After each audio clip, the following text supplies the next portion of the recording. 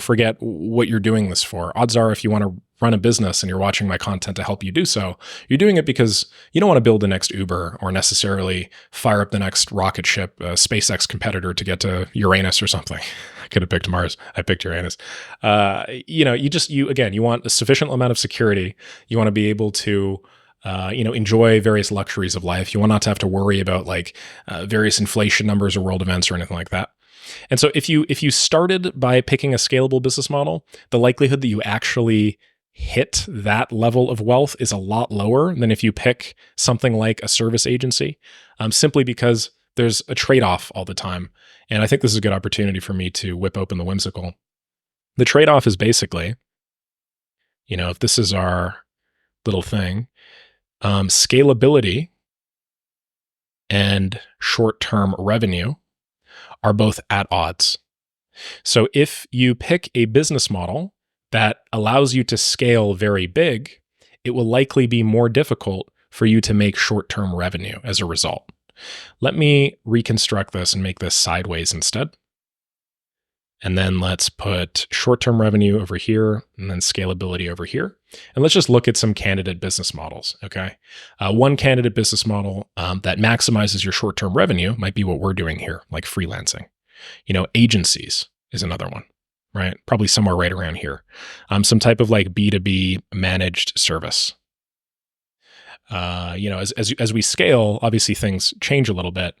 From B2B managed service, maybe go to B2B high touch SaaS. Maybe after B2B high touch SaaS, we go low touch SaaS.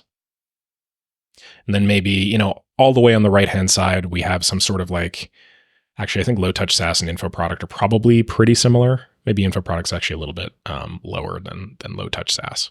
So this is where your, I don't know. And then finally, actually, let me do one more.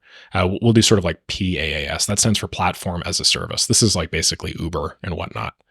So, if I just move this around so that it's a little bit prettier, you can see on the left-hand side here, if all you want to do is you want to make money today and you want to make $10,000 as quickly as humanly possible, starting with the next Uber is not going to help you accomplish that mission.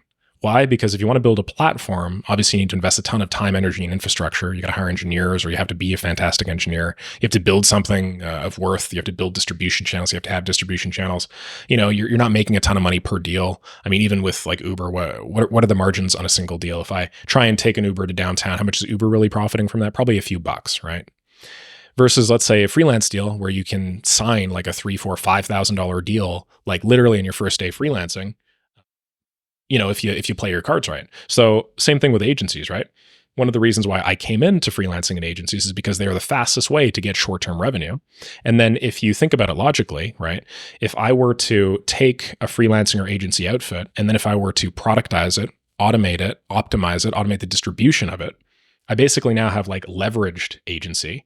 And a leveraged agency, I would wager, has all of the benefits of the short-term revenue on the left-hand side, but also a lot of the benefits of the scalability of the high-touch SaaS, InfoProducts, low-touch SaaS, and platforms as a service.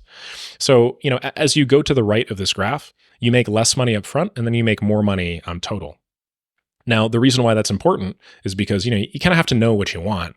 If you wanted to start that rocket company or something like that, well, you sort of have to accept the fact that you're probably not going to be making a lot of money in the short term.